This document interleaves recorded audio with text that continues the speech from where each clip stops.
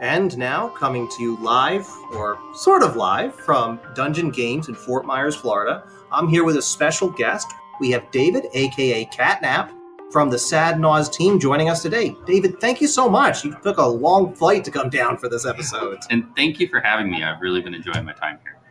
All right, so why don't you tell us a little bit about yourself, and we'll get to the fun stuff in a couple of minutes. But first, tell us about you. Yeah, so I'm David. I'm part of the Sad Naus team, CDH player. We basically just love competing, being tournament grinders. I mean, the team is really just more about we're average Magic players trying to elucidate some of the confusing topics of CDH and just teach and educate and play the game. So we're all about having fun and just enjoying the format. Not quite average players. You guys have been on a bit of a tear recently, yourself included. Yeah, we have. Kevin's put up some good results with the win in Chaos. Adam's done well. Spencer's done well. Kian took the first place at the Mana Vault grand opening. Mm-hmm. So we've been putting up some results, and it's good to see. And we also have a new member, Shauna, which is fantastic here. We're also known as Phantom Legion. Fantastic player on her new visit. So. Sean is amazing. That is really, really awesome. And I know that's not going to be the end of the tournament events you guys got coming up soon. I know that over at your LGS Mana Vault, there is some events coming up. Yeah, so coming up on the 29th of April this month, we have a tournament that is going to be put on by Sam and Adam, and it's your chance to win a Beta Demonic Tutor. So there's a 64-player cap. Sign up now. I know registration's filling up fast. It starts at 3 p.m. and it's in Milwaukee, Wisconsin. If you can't make that one, there's also a tournament coming up in May on the 13th in Chicago, a little outside in Villa Park. It's put on by Titan Games. They're going to be giving away a CD of Trader, some other prizes. They do a fantastic job of running their events. If you get a chance, go to Eminence, look at their event hub, and sign up. Hopefully the next time we get you down here, David, we'll have some more excitement going on from the CDH scene in Southwest Florida. But for now, we were talking and kind of trying to decide what would be an interesting discussion to have. And I was kind of complaining to you that I got to build a mana base for a new deck. And you looked at me like I was crazy, and you said, just put good cards for your mana base in there. And I said, David, I get that, but where do I start? So first of all, I guess we should answer the question, why is it so important to consider the mana base? I think the mana base is, if you look at a deck, it's 30 to 40% of a deck. It's nearly half of the cards that you're going to play every game you play Magic. And in order to do anything other than your 0 drops, you need lands, you need mana. And it's often probably one of the most overlooked things for new players. And sometimes older players just have so much experience, they don't even really consider how they put them together. They just slap them together and they're like, yeah, this is great, this works. And it's like this mystery magical box that they just hide, and then it just happens. Things happen. All right, so today let's try to demystify it in that case. Let's try to break down what really makes a good, effective mana base. And when we're looking at it, we want to make sure that our mana base is going to enable us to cast our spells on curve, and we want to make sure that we're actually able to get the colors that we need. So not only do we need to consider how are we going to have enough mana on any given turn, but that we're also going to have access to a particular color of mana that we need on any given turn. Because, I mean, I would love to run some nice spells that have 4 black pips in them in a 5-color deck, but you've really got to work to make sure your mana base can actually support that. Yeah, exactly. And I think where we begin with that is you kind of, a lot of times when you're thinking about your mana base, have already put together a deck, sort of. You got some cards, you know what you want to do. And I think that's the question you need to ask yourself. What does my deck want to do? And if you look at, 60 card, any format inside Magic, every deck is either, it's an aggro, it's control, it's a tempo, it's a combo, it's turboing, it has mid-range. We have a game plan. And so what's the game plan of the deck? And I think that's what determines what lands you really should include and what lands you shouldn't include. Because if you're a faster deck, you probably don't want tapped lands. You want your mana immediately accessible to you. and you need to use it now, because playing off curve, you're going to lose your tempo, you're going to fall behind. But if you're a control deck, maybe putting a tapped land that has a powerful effect into play is okay, because you're going to be able to catch up, you're going to be able to answer threats, and now that powerful effect is going to benefit you.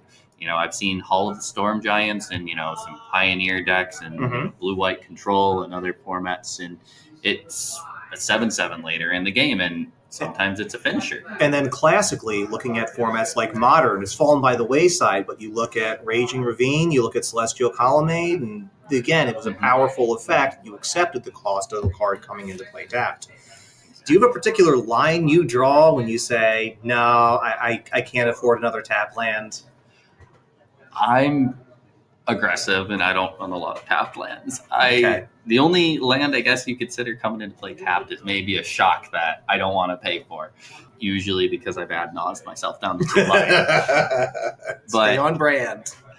It's difficult inside CDH always to find room for a tap land. There are decks that do it, and I would say they tend to lean towards more of a control-y build. I think it's also one of those understandings of why Archon of Emeria in our format is such a powerful stacks piece, is it basically time walks everybody. And if you're fetching with that card out, everything's slowed down so massively. So I don't think we really can afford the tap lands. But if you scale down the power level just a little bit, and you're in a high-powered or a casual pod, including a tap land because of budget reasons or things like that, you're going to notice a slight difference, but it's going to be marginal. You aren't including all the other pieces that require the mana abilities now, so wait. All right. So the next question I guess we have to ask then is, you kind of said that these are going to be matching the goals of the deck, where a faster deck is going to try to avoid running into its own roadblocks of running into tap lands, but a more slower controlling deck would be able to kind of, I guess, savor the moment, get to enjoy those slower lands if necessary. But then I guess we have to answer the big question here. We're playing with some of the most powerful lands in Magic's history, and we've seen standards where people have described it as, we have perfect mana. What do we do with that information when we have access to some literally almost perfect mana? How do we approach that? I think right now Magic's in a great state in the fact that the depth of lands is so deep. We have access to such high card quality. It's not like playing back in 2010 where you're struggling to make 2 color decks work in Commander, or in, you can make 5 color decks run super smooth. And I think you start with the core, and it's expensive, and everybody knows it, but the fetch lands, the duels, and the shocks are the core. So for people who may not have been around since the beginning, why are shocks and dual lands so sought after, and how do they form the core package with fetch lands? Yeah. So what makes them such a great package together is they have the ability to be found by the fetch lands at pretty much any point in the game. They have the 2 titles, right? Island and swamp, mountain and forest. So you have 2 types you can find and put into play. And fetches basically at that point become Wooburg lands. Pay a life, put it into play. And if it's a duel, it comes in untapped. You don't even have to pay for it. So it's just 1 life, any land you want in your deck. And then it also just comes with all of those additional benefits that you could be running for fetches. If you've looked at the top card of your deck and you don't want it, shuffle it away. It allows you to do those things, which just makes other cards and other strategies more powerful. Now, you don't always want that, but sometimes you do. And I get it, duels and shocks, these things are expensive. So what do we always say in CDH? Please proxy. Yeah. Proxy them. And if you don't want to proxy, that's fine. You can probably just play shocks as a replacement for duels and play some other great lands. We have Triomes, and there's plenty of other fetchable lands that are great. They're going to be a little slower, but you know what? Maybe they synergize with your deck. Maybe they have cycling on them, or maybe they have something else. But you can find what fits and what works easily on a budget. So that's where I would start. If you are in lower colors, though, just go to your basics, because those are great. They come into play untapped. They don't hurt you when you tap them. No other downside. Unless, are people still playing Boil and Tsunami and Choke? I think I don't see too many like back to basics or blood moon effects anymore. I mean, when they hit the table, they're just devastating. Like casuals hate them, and so does CDH. Yeah. We just maybe will refrain from flipping out or arguing or yelling, but no one enjoys those cards. And I think one of the things right now, which has really hurt, is Blood Moon was really, that's a big boogeyman. Mm-hmm. Kind of, doesn't matter if you can dockside for 20 treasures. Right, exactly. And yeah, as someone who did really enjoy picking up that foil, what was the Masters edition that had the Masters set that had the Double Masters, yeah, foil Blood Moon full art. Yeah, those are some pretty Beautiful ones. card. Oh, so our core then, we would be looking at fetches and duels and shocks, ideally. Essentially looking for typed lands and lands that we could fetch out using fetch lands. If no access to fetch lands, do you think that things like Fable Passage or anything like that are acceptable? Where's the limitations of those compared to the true fetches? I think, the slower fetches, as if you want to group all of them together, are great budget options. I think they do definitely slow things down because sometimes now if you're going for a tapped land, if it's a tapped fetch to a tapped land, you're time walking yourself, and you can't necessarily afford both. If you're doing maybe a tapped fetch that then gets a land that comes in untapped, you're not really sacrificing a whole turn. But when you start going 2 turns, you're really behind the ball. So I think they're okay. I think it's difficult if you don't have access to a lot of the fetches, and the prices are pretty low right now. Hopefully we get more reprints. I would just try to maybe increase your land density a little bit to make sure you get other consistent drops, and try and put in other types of lands that don't enter the battlefield tap or always require the fetching. I think it's difficult to balance, and there's also other ways to ramp. So, and mana fix, and you don't always have to be relying on your fetches to provide your colors and everything instantly. On that note, we are playing in the format of Commander, and we have had a number of lands printed pretty much just for our format, which can further support the mana base. Going back to the first time WotC ever got the community mad at them, all the way back in 2011 when they printed Command Tower. And now it's only a 98-card deck because they have decided one of the cards for us. But these rainbow lands, these Wooburg lands, which can tap to theoretically produce any color of mana that you need, are there any ones of these that you think are particularly useful? If you're investing in real estate, what are you telling people? What are the ones you need to get in your deck? Command Tower, City of Brass, Mana Confluence, Exotic Orchard. That is a great start. Forbidden Orchard's another good one, but if you're running attackers, you might not want to run it, given spirits to people can kind of hurt you. You got Gemstone Cavern. We have lots of Wooburg lands. There's, I think, Spire of Industry, which, so if you're artifact heavy, it basically becomes another City of Brass. You have Thran Quarry. If you have creatures, it just becomes another Wooburg land. But if you don't have creatures, you have to sacrifice it. So some of these other ones have drawbacks, and Magic has so many more lands that I could sit here all night and name them. But just find out the ones that fit for your deck, and you don't always have to go get the most expensive ones to make everything work. If you're trying to make things work on a budget, or you don't want to be a 10 out of 10 on the power level, find something that's a functional replacement, and then try to make your mana base work with that. And I think one of the things that I should say, and I'll probably say it again and again, is test your mana bases. These are things that you build and test, and that's really the only way that you're going to be able to refine these things and make sure that they're consistent, is actually paying attention to it throughout your games, instead of just being like, I wasn't able to cast my spells that game. I was unlucky. It's like, well, what lands did you play? How did you play them? What hand did you keep? Pay attention. And then you might realize, oh, well, I'm keeping 3 forests and none of my cards need 3 forests. So let's maybe change my play patterns, or maybe change the density of forests in my deck so I don't have so many. All right, so after we get through our core, we've got our Wooburg lands, we've got fetches, shocks, duels, and a perfect world. Where are we looking at next for lands that you really like to add to your decks?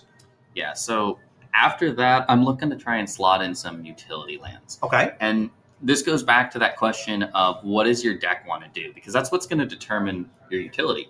What your deck needs is, does my deck need an extra removal piece? With some of the new channel lands out, we have Beseiju and we have Otawara, and those can bounce and destroy, and they're kind of easy to slot into your list. Mm-hmm. Now, they come with some drawbacks. They don't only one color. The channel effects, are sometimes expensive, but they're also reduced by legendary creatures. Mm-hmm. We're in Commander, so it's almost always a one less. But, maybe your deck doesn't need that. Maybe you're already heavy on removal and bounce spells and you don't need that. Maybe you're looking for acceleration. So you're looking at, Gaia's Cradle. You want to tap, make tons of mana, dump it into your Thrasios.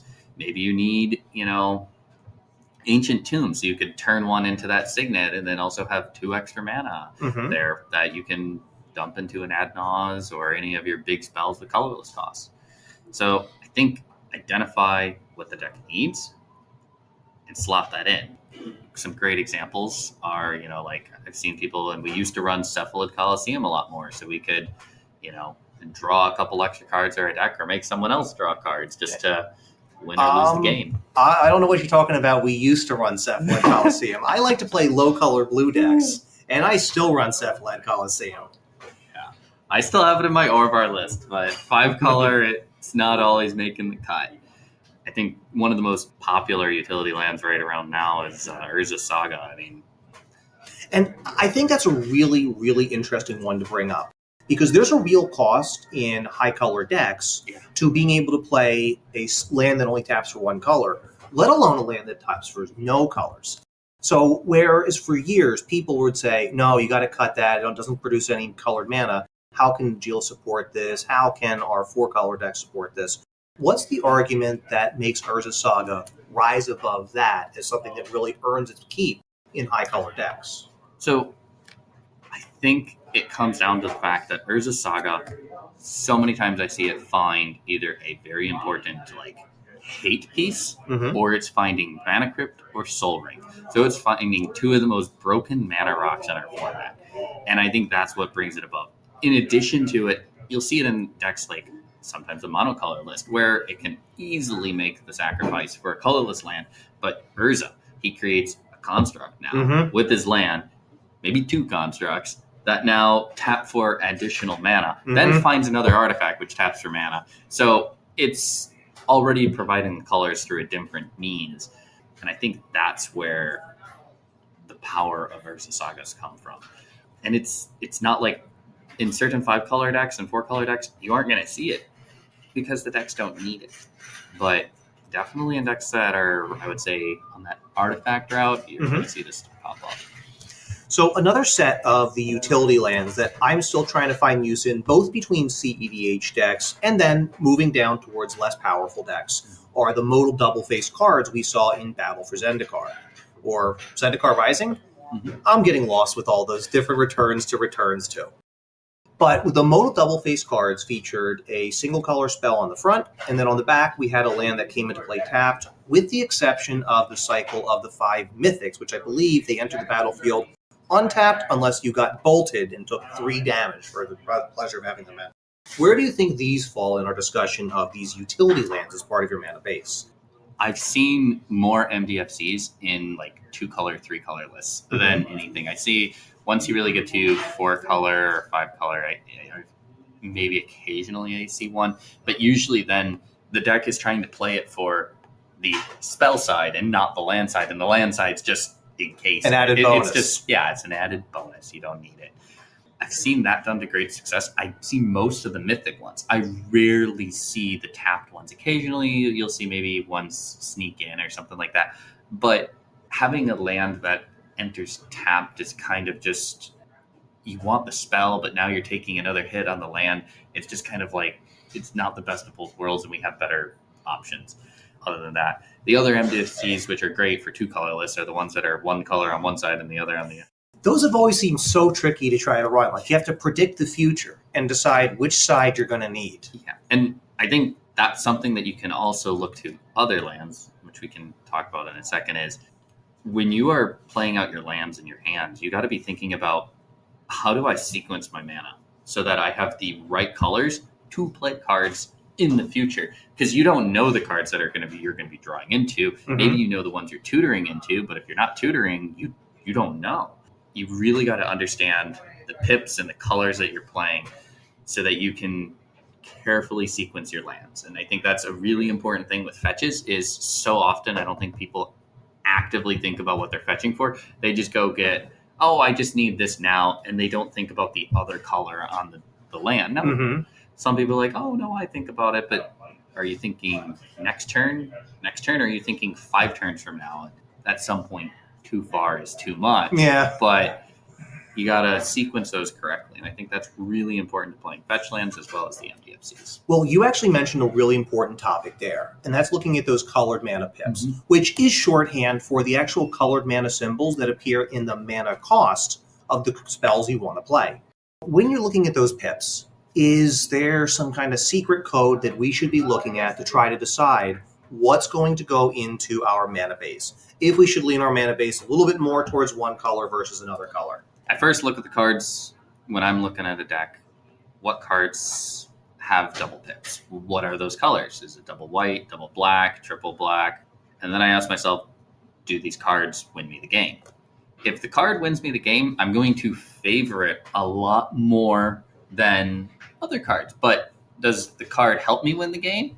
Does, how close is it to accomplishing what the deck needs to do? And if it's kind of far off, then I might think about cutting it because it's too intensive to cast. But if you can say, well, double black, I can win the game, or triple black necropotence, maybe I can run some black rituals. Maybe I can do this. Maybe I can start skewing my mana so that I have more access to black, but I still have access to my other colors. And now that we have Moxfield and Tapped Out, and Tapped Out's been doing it for years now, it was game-changing when they had the ability to look at the little wheel, see the percentage of lands and colors and everything. Like, Moxfield has taken it to a whole nother level, and you can look and see how you're able to cast your spells on curve and all that stuff.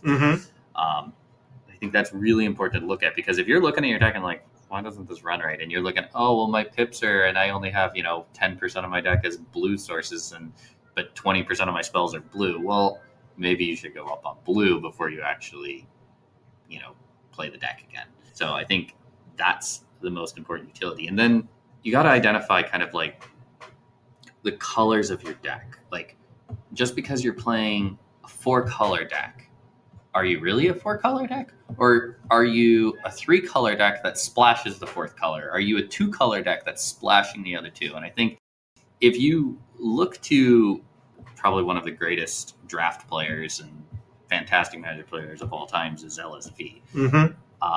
Look at how he talks about mana bases and look at how he plays. Just, you can watch one of his YouTube videos and you will learn so much just by understanding how he's constructing these things, being like, well, I'm really this color, but I'm splashing this and I'm doing this. And then, oh, well, I might need to sideboard this so I can splash this and do this.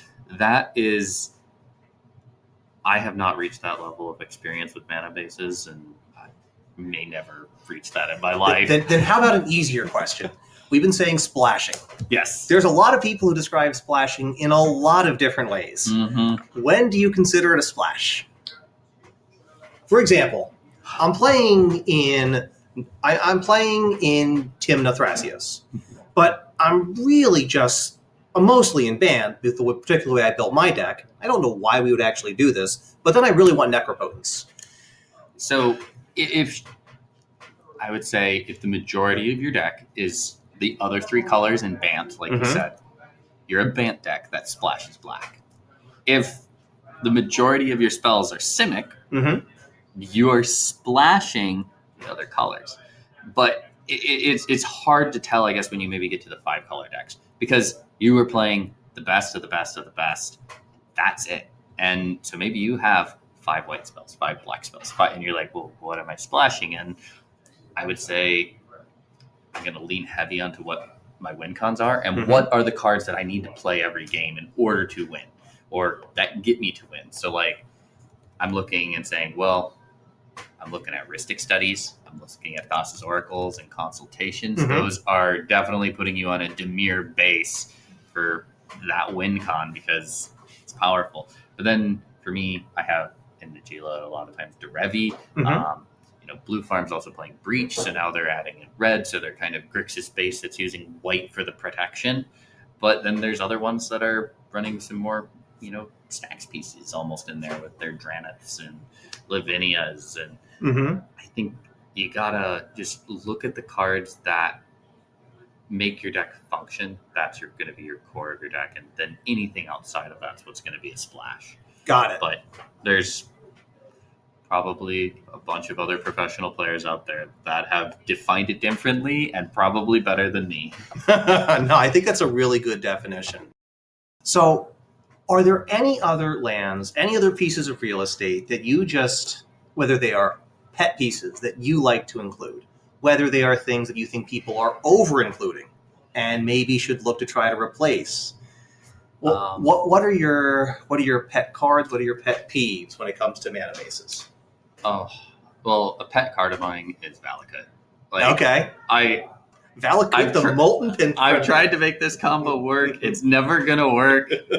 Not in CDH. In casual games, though, I will make people angry. And they'll be like, "You just drew 20 million cards." I'm like, "But they're all mountains. It's okay. Don't worry. I'm just gonna kill you." And it works and it's fun, but I wish it was more competitive because it'd be great. As for other cards, I'll put the one cards that go ahead. I'll put the one that I have a pet peeve with. Tainted Citadel. Oh. Tarnished Citadel, excuse me. Tarnished Citadel. I cannot justify putting that in my decks. Really? I still have not run a Tarnished Citadel. Oh, I think it's I used to think the same way for so long until I needed colors so bad in a game, and I was just like, I will do anything because I could just get back in if I had that one color. And so I put it in some of my 5-color lists. I think outside of decks that desperately need access to all 5 colors all the time, you shouldn't run that, because if you're using your life for anything else, bolting yourself every turn really starts to hurt. Right. In terms of other lands that I understand the purpose of it. I don't like it. I don't like City of Traders all the time. I don't like sacrificing my lands because I feel like I've lost so much tempo. Right. But if you get City of Traders to a turn 1 Signet, that feels pretty good. So it has its benefits, and also if you're playing City of Traders, tapping it, getting 2 extra, casting an Sad Naus, or just winning the game that turn, right, that 2 mana acceleration is totally worth it. Pet peeves of mine when it comes to mana bases is I think sometimes people play too many lands, and people are going to be like, whoa, too many? I need to hit my land drops. I hear Frank Karsten coming. Yeah. And the whole thing is we're reaching a point in a competitive format where we have access to so much mana that I think people should just be experimenting with going down in lands just to see where the limits lie. How low can we go? And when does it start to put constraints on deck building? Just so we kind of can understand that territory. Because right now, a lot of people are around that 28, 27 land count. But, not too long ago, we were saying, never go below 30. That's too low. And which decks should be paring down the number of lands as compared to the conventional wisdom versus are there ones that should be maybe bulking up their list? What would inform your deck? So I think definitely decks that are very, turbo aggro-y could maybe say, well, I also have, 20 extra pieces of mana here with rocks and all this other stuff. Well, maybe I don't need to run 30 lands. Maybe I could cut down to a few. And then if you're only needing just a few lands to win the game, maybe 2 or 3, and then you're going for a win attempt and you're not really trying to play any grindy game, maybe you don't need to have 27. Maybe it's more important for you to be able to slam a Bolas's Citadel, as crazy as that card is, and just storm off, and reducing lands allows you to storm with that card and just win. But you always have to make sure that consistency is a thing, because your deck is going to work at 23 lands in CEDH. It's not going to work well all the time. Some will, some won't. I think that's the other thing is like I've seen some players play Tithe, white mana instant, you can cast it, and you can get 2 planes out of your deck. As long as an opponent has more lands than you. Exactly. And cards like that allow you to ensure that you hit land drop. But then you're now making deck changes that are starting to redefine how the deck plays in order to accommodate the mana base. And the question is now, is that worth it? And I don't know. I haven't seen any put up tournament results that are on such low land counts. I've seen them in practice, but I haven't seen any perform. I think right now, kind of that 26, 27, 28, 29, 30 is kind of the sweet spot for a lot of decks at the moment. Right. In the CDH metagame, a lot of it is right around that between 26 to 30 land count. And it seems like that's where a lot of them have settled, at least for now. What would you say then, if we're going to take this away from CDH and say, how can we apply this to our more casual decks? I mean, I just had a ton of fun at Command Fest Orlando playing a very silly Arden Falthus Orzhov Equipments brew. And I wound up at 35 lands on that one. And I'm not sure. It's going to be a little bit grindy, doing all the equipment stuff. I think that's honestly very close to a sweet spot. When I'm building and playing some of my casual decks or high power decks, I'm going anywhere from like 30 to 34 lands. And I think one of the important things to always do is make sure, like, casual, you're not playing with all the fast mana. So if you just win 34 lands and nothing else, and you don't have your ramp spells, and you don't have your mana dorks, or you don't have some way to gain advantage over the long term with mana, your deck's going to struggle to cast spells. You have to get those lands in, whether it's extra lands. Tatiova decks do it all the time. That 30, 34 spot seems like a sweet spot for me in my experience. Now I've played Gitrog with 42 lands in the casual. So I've seen higher land counts work. My Lord Windgrace deck would run 38, but these are decks that are focused around lands. Getting those lands, yeah. So lands are then almost become spells in those decks because the effects become so powerful. So the basic takeaway then that I'm hearing is the more focused you are, the faster you want to go, the lower the turn count you want to see as the last turn of the game, the more you should be trying to err on the side of a lower land count. Whereas if you are trying to go to the late game and you do want to push things and knock on the door of double-digit turns, you want to have a higher land count as a result of it. Yeah, I think it also, when you look at the mana bases, it changes the way their fetching is, because at some point, if you only have 10 lands that you can fetch and 10 fetches, at some point your fetches aren't going to be finding anything if you start drawing your other lands.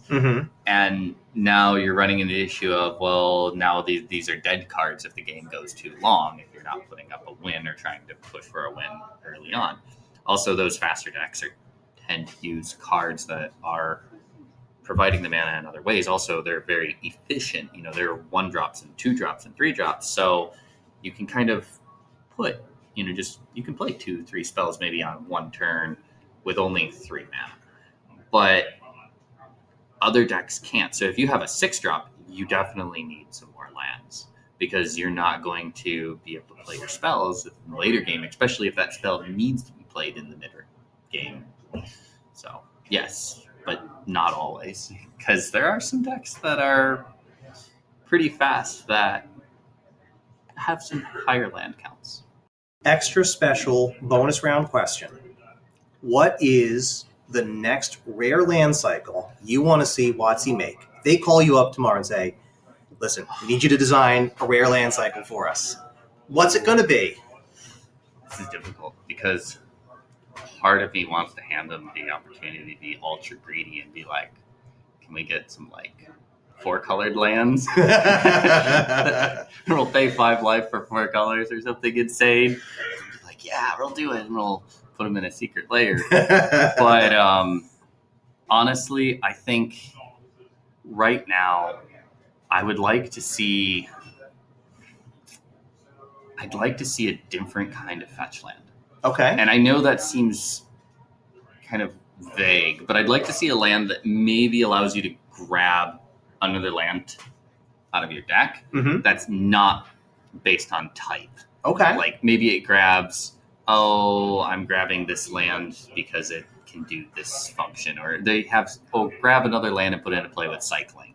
Like something like that allows you to fetch based off something else on the card. That would be interesting. And I think it would be a cool thing for some casual decks, or fetch another land and put it into play untapped if it has an ability on it, or something like that, just so that it could, and they'd have to define ability very carefully. Yeah. That could just mean mana. But I think that would be cool to see. Now, it might be entirely broken, so I don't know. Well, that's what playtesting is for. Yeah. Is there anything that you'd like to see in terms of like colors or mana-based stuff that comes out? I'm on the exact opposite end of the spectrum. I would be dying to see a nice card, a nice rare land cycle that rewarded you for playing low color decks. Oh. Something that feeds you and says, oh, thank you for playing a monocolor deck or a 2-color deck. Here's your reward for not dipping into 3, 4, 5 colors. Yeah. The issue is that still so much of Standard is usually going to be revolving around 2 and maybe 3-color decks. Every so often we see 4-color piles, but I have a hard time imagining they're going to say, okay, every deck in the format, take an extra blank, whatever that reward may be. Yeah, I think I'd like to see that too, actually. That's a good idea, because when you play monocolor, it sometimes feels like you're just lacking that one thing, and you can't put your finger on it. Like, the deck performs well, but then you play your 2-color lists, and you're like, just has that extra card pool. And maybe there's room for a land to make that work. So get on it, Watsy. Yeah, please. All right. Well, David, it's been really great talking to you, but I think I've kept you long enough. So why don't we go ahead and... 1 second. Before we go, first off, thank you for having me. It's been a pleasure being here.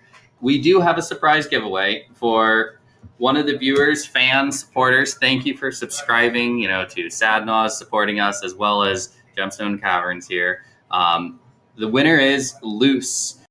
We'll reach out to you on Discord. Congratulations. It looks like you are in the Palm Beach area of Florida, so it's great to give it away to someone in the state where I'm visiting right now. We're going to be sending you a signed ad nauseum from the team and John here. So awesome. Well, again, David, thank you very much. Luz, congratulations on your very own sad ad naus. And David, where can people reach out to you if they had any other questions or wanted to ask more about mana bases or kind of anything Magic and CDH, really? If you want to reach out to us, follow the Sad Naus Discord. It's just discord.gg/Sad Naus. You can reach us out on YouTube or anything. Message us with anything at any time. There's an entire team of us. I think there's 7 of us. There's a lot of us. So feel free to shoot any of us questions. We're happy. Join the Discord. We're all real friendly and relative insomniacs. So we'll respond at most times of the day. And thank you guys for joining us. I hope everyone enjoyed this episode. You can be sure to catch it on YouTube, where we are Gemstone Mine Podcast. You can add us on Twitter, where we are at Gemstone Mine MTG, or you can send us an email, gemstoneminepodcast@gmail.com. Until next time, I'm John, and this is Gemstone Mine.